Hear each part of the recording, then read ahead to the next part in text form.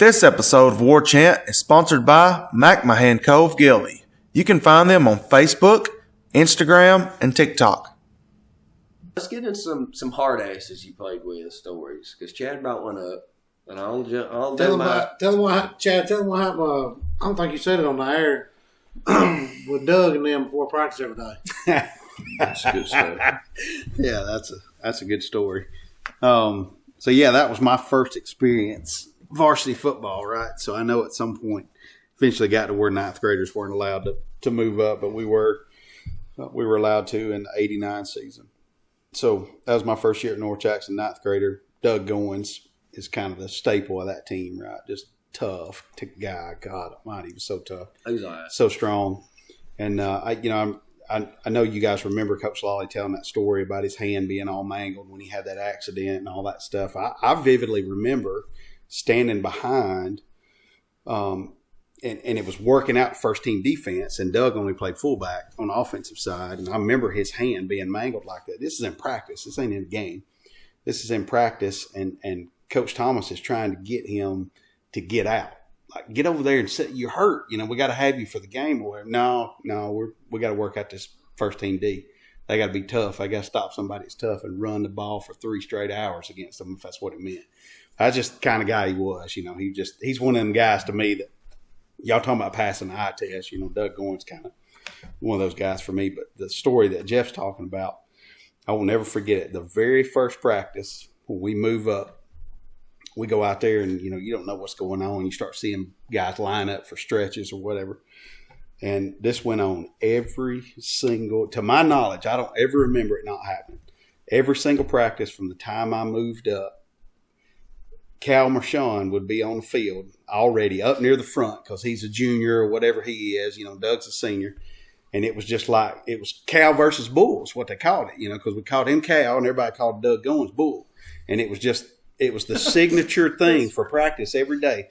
Doug Goins would walk out of the locker room, walk straight to the front of the freaking stretch line. We're fixing to practice and beat each other to death and everything. And they would fight like 2 wildcats until Coach Lawley come out there, knock that shit off, and got everybody lined up. They did it every day. And it was just the 2 alpha males on the team, or 2 of them. There's a bunch of them.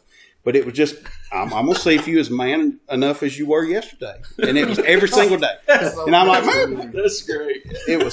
Talking about people going at it, let me ask you, and Jeff, I know Jeff got in on it because we come through together and you were in there as well.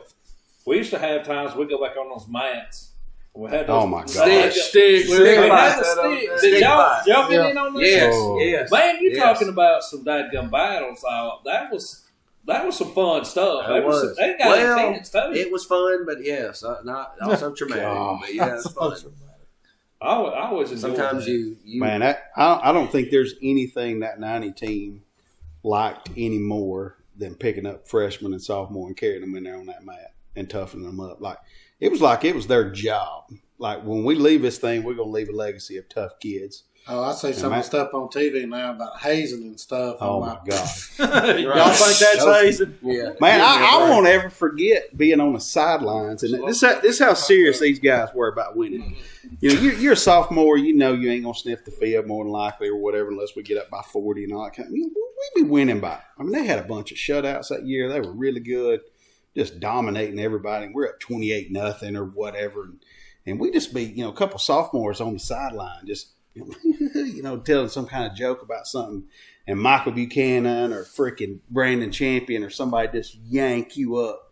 What are you doing? This is serious, boy. Better not see you laugh again. Just kind of stuff like, we're winning by 5 touchdowns. What are you talking about? The game's basically, but it was all business. It carried on, though, didn't it? It carried on, man. Absolutely. And you think about, and this is one thing that, if I have any disagreement with some of the stuff that the 93 team was saying or whatever, you got to give credit to, like we talked about earlier, it seems like to me it just really started with that 90 team when we started to believe how good we really were and what we were capable of, and that Lawley system and this unbelievable coaching staff, and it was just this snowball. Ripple effect. And those guys, you have to have some stars aligned to win a state championship. You just do. Oh, you got to be free of injury. You got to have the you every now and then. You may have a lucky win. Yeah, I mean, and every now and then you may have a lucky win. Snap one over somebody's head. Yeah, your quarterback has to punt snap. Absolutely. Shout out to you, Guess. Yeah, I know you're watching. I'm blaming it all on was, you, Guess. I love you, but I blame that on you. Chad, how much did you see RD during that time? How often was he in practice? But I think we touched on RD quite a bit. Or I say quite a bit. I feel like it's kind of flown under the radar, so to speak. But our stadium's already a huge stadium. The impact, he's pretty much a staple of the program. But one of my first memories of RD, we had moved up. We were in the 9th grade. We were playing Athens in the playoffs. And we ended up beating them pretty good. Well, me and Jeff kind of standing over there. We had moved up. We were in the 9th grade. It's funny, you just get to thinking back on some of this stuff and how many memories you got. There's a lot of stuff about me and Jeff. It's funny, because we still do the radio. We're still, tied to each other in a sense. But I remember us standing there and RD walked up and looked at both of us. Didn't say anything, just kind of looked at us. He looked at me, looked at Jeff, looked back at us. He rubbed my head and walked on. And I'm thinking, I know that guy, but I don't know him. I wouldn't say anything because I didn't really know him. Jeff snatched me by the shoulder, pulled me down, was like rubbing my head. I said, "What are you doing?" He said, "I was looking for money."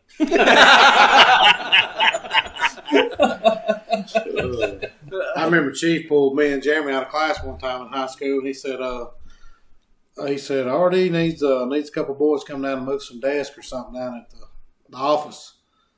He's like, going down there on the way back, Doris has got a truck. I need you to drive it back up here because Chief was going to drive it later that day. So me and Jeremy go down to the office and move some desks around or something for him. We're driving Doris's truck back to the high school. Nobody was at the office when we went down there. It was just a lady or two.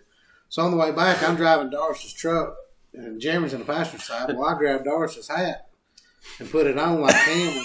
And there were cigars in there, so I grabbed a big stogie and put a cigar in. And I'm driving Doris's truck with Jeremy in the passenger side, and Jeremy's just dying laughing. Of course, we didn't have cell phones back in, so we weren't taking pictures of. But I'm just acting like Doris, and Jeremy's over there laughing. We're cutting up. All of a sudden, we was coming right there by Jim Westmoreland's barbershop. And I looked up. We passed Doris coming from Bridgeport in the car. And when he passed us, he's like, "Look." I took that hat off and that cigar in my mouth. I looked at Jeremy and I was like, oh. If he said, Jeremy said, no. If he says something, you had the hat on and the cigar. I was so sick to my stomach, because I saw Doris as like, that's the Godfather. Yeah, he's like a celebrity does. Yeah, that was the guy. That's the guy that makes it all work. I had vivid memories. Him calling the house for asking for Dad growing up, but playing football, I remember him pulling up, or rather, someone driving. Yeah, he didn't say him driving much. There would be times my junior year and senior year, or my junior year, especially, just going into or the spring of it, going into driving all the way to if we were scrimmaging on the opposite side of the practice field, they would drive. That Cadillac could pull up. Driving Lincoln Town Car. Drive that Lincoln Town Car all the way up to where we were at. And wouldn't get out, just roll the window down. Usually hauling at Schrader, too. Schrader. I remember Coach Rose telling that story. Y'all know what you're about it's to a good one. When he It's first got hired. This is awesome. Because they was talking about Madison County. They had the 93 team, how bad they were. Well, they might not have been, my senior year, Madison County might not have been as bad as that 93 team's Madison County. But they were close. They were pretty doggone close. They were pretty bad. But Coach Rose told us all that when he was contemplating on taking the job, it was either he was about to take the job or had already taken the job. And he said he went over and picked up Mr. Hicks, and of course Mr. Hicks gave him the keys, and they're driving in the car. They're going down 72. They passed Scottsboro High School, and they're going on down into 72. They get up to Gurley. They get into Madison County High School. And he said, Doris looked dead at him and said, "If you lose this, and your ass is gone the first year." He told him that there's Gurley. When you lose to them, your ass is gone the first year. Don't even show up. Well, his footprints are all over the program, and these younger guys, I don't know that they understand. Yeah. I don't even know how much of a clue that they have. I love him, man. I love that. But I was terrified he was of good him as for the longest. gold. That whole bunch has always been good to me. But Artie and Bobby's still the same way. Bobby's got his hands in everything. Of course, Robert sees it firsthand more than most of us. But we're backhanded if it needs to be. Oh well, either or. It's the same feeling as like when you watch anything on the NFL and the owner comes to practice and walk around. It had that feeling. It really did. One of my favorite stories about RD that people will talk about. Well, RD, he's this and that, blah blah blah blah blah. When he was around, well, one of my favorite stories, and I think your dad was kind of standing there, and he may have even told me this. There was a guy that was practicing football, and RD was there and seen him, and RD's pretty sharp. I mean, you don't get as wealthy as he did by being dumb, but he noticed this kid, and his cleats were pretty wore out. Pretty good sized kid, he looked at him and he said, "Regular size shoe that boy wears," and I think he was asking your daddy. He said, "Yeah, I don't know why." He said, "Find out." I know that who you He talking went- about. he went and got his names. We got no names, but I know. Yeah, well, and there was probably a lot of that went on. No, he did. I remember my sophomore year, especially him saying him coming in and saying, "This is between you and me." You just go to Coach Rader or whoever. Nobody's got to know if you don't have food at home. If you need cleats. Mm-hmm. If you think you need a pair of gloves, whatever, they'll tell them, and they'll go. And that's what it was. It was never they turn it into whatever they want to turn it into. But it was just more about he Well, being being a kid, right. yeah. He Really, just- as we said, that was this program. This was R.D. Hicks's baby. Oh yeah, This was his baby. I've talked to my kids before about how through the years, there was a ton of kids who never had family going away games, never had families come to practice. It was coaches. Coaches were picking them up, taking them home. Practice. Yeah. Coaches were coming back from games late at night instead of going home with their own families. Yeah. They were taking 5 or 6 kids home. Yeah. And during the summertime, it'd be a coach's truck with 7 kids in the back, going to Bridgeport and Steve's and different places, taking kids home. And that's ultimately what Mr. Hicks and the coaching staff and everything we're doing. A lot of these kids' lives were just kind of being the dad that a lot of them didn't have. No telling how many they've saved. A lot of us were blessed enough that our dad was in our lives and we had a good home life. And a lot of the guys that were really good football players didn't, unfortunately. And I always, like you said, Robert, people can turn into whatever they want to, but there's no doubt that Mr. Hicks and both of his sons too, are doing the right thing, helping take care of kids who have a future, who have value, who have worth, but maybe don't have what it takes to execute being a football player, can't afford the cleats, can't whatever. And that's a good thing. I don't care what anybody says about it. It's the right thing to do when you're given a position of influence and wealth and anything else, right, is to use it to make an impact. And that's the part that's always stuck out with me. And I think it's a big honor that the stadium's named after him, and because there was a lot of good stuff that he did. Now, I'll give awesome legacy. I'll give another shout out to we talked about Buster and we're talking about Mr. Hicks and Danny with the sign, and I'll give another shout out to another just super North Jackson fan. God rest his soul, Shorty Galovich. Yes, absolutely. Shorty Galovich was he was vital in the program too to me. Yeah, I thought he was. He was.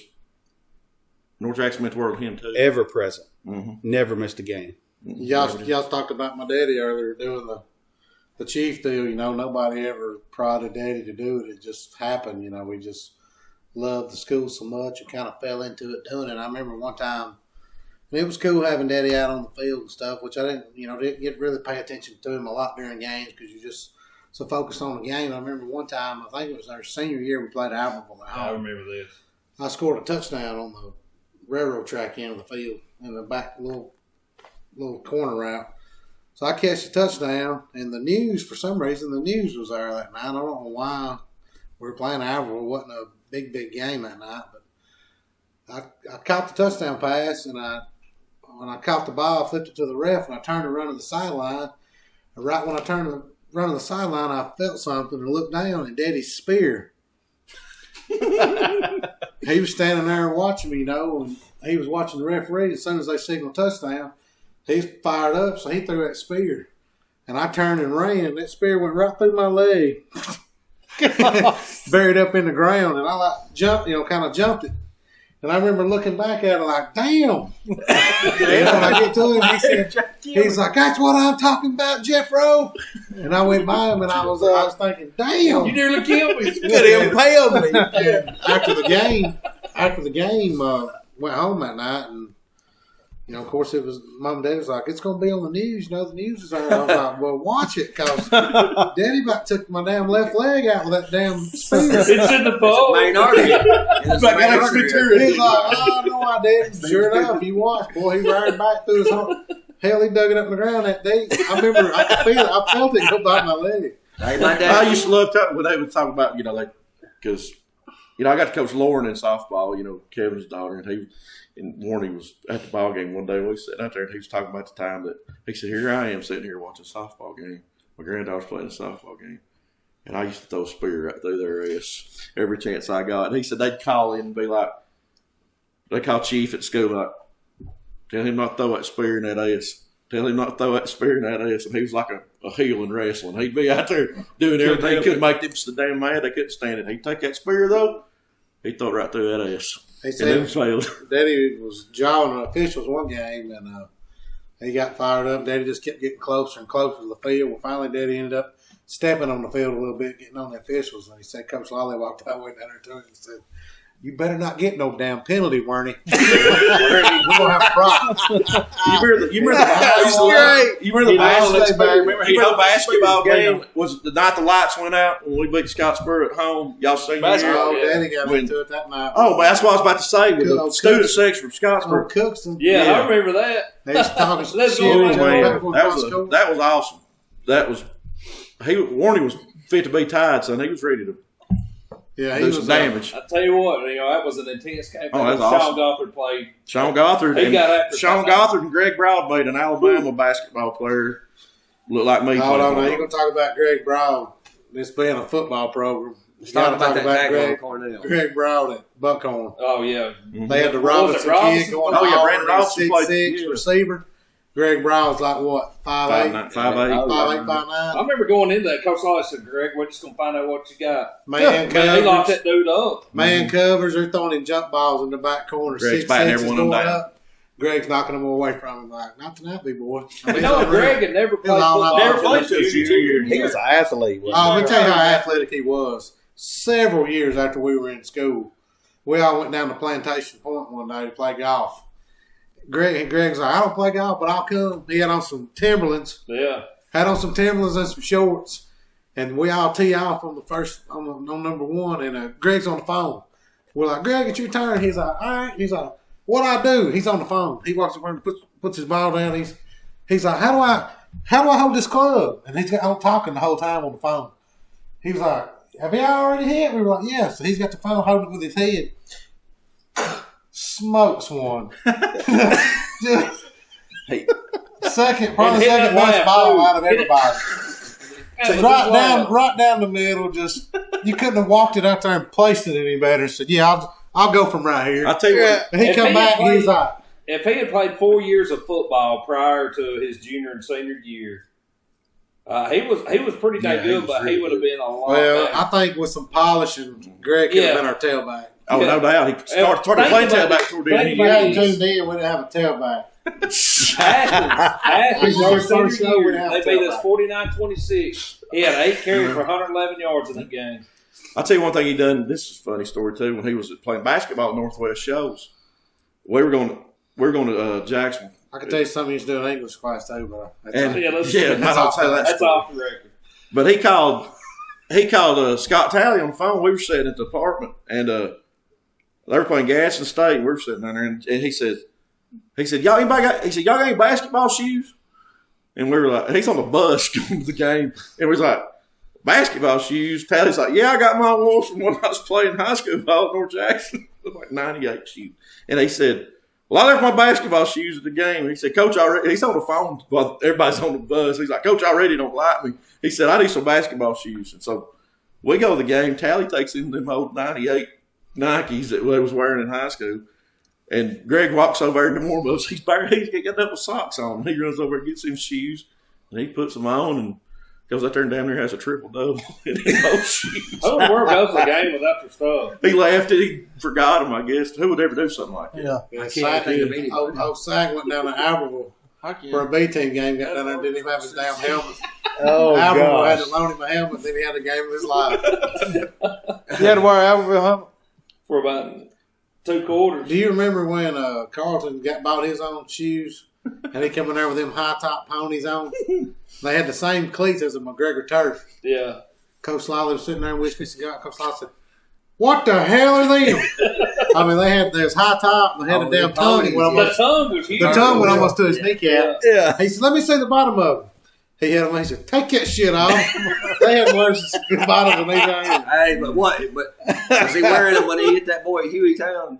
That's all I need to know. I can remember. That's one of my most vivid memories. No, well, Macaulay. Oh, Well, but the Hueytown game, I don't think he was supposed to. Is that the game he didn't play? He wasn't going to play, I don't think. Yeah, he played. Scored 3 touchdowns. Thought he had it, but I thought he was Hueytown was He had the a long game. touchdown run in there. Hueytown was the game that we got Carlson down. and me solidified him. got down. 21 nothing at halftime. We're down. Okay, so Fired the punt team at halftime. We went But in he and hit done that something. We're previous not running leaving here without a win. And I thought, what ain't looking he good? put their running back up in the stands, dude, a couple times, and then for the rest of the game, that kid that ran roughshod is looking. Where's number 21 at? Where's he at? Gonna lay down. Yeah, because he was a Looking for different dude. Yeah, He told him at Macaulay before we took the field. They said he was standing there. Hargis was standing there I by him. remember that. He looked over at the Macaulay guys and said, your daddy can't buy you out of this ass whooping tonight. I remember that. remember him hitting the chalk? He'd do something, but boy, he'd start hitting the chalk like with Florida. Why's he doing that? I'm not going to ask him. That's close. Chalk. Hey, Chalk. My favorite close. thing he done. My favorite thing he done though that year was when Scottsboro tried to run the fake punt. And here they snapped it to Trim. You pitch it back to Zach Holt. Carlton That's reads when it he on that killed fake, and he Zach, knocks man. Zach Holt into the fence, short of the first down, and then bows to the Scottsboro sideline. Coach Lally will tell you. Hardly. Coach Lally will tell you one of the greatest plays he's ever saw was Carlton breaking up the fade route. Fade route after That he was in stepped the down, jamboree. got Reed. That was in the jamboree. So- Come on, hit the fullback on a dive, and then Broke up somehow broke up the pass on a fade route. We had a miscommunication with the What? DBs. Yes, sir. Yeah, That's on Lord. film. Watch that. It's amazing. We were in He the was film amazing. room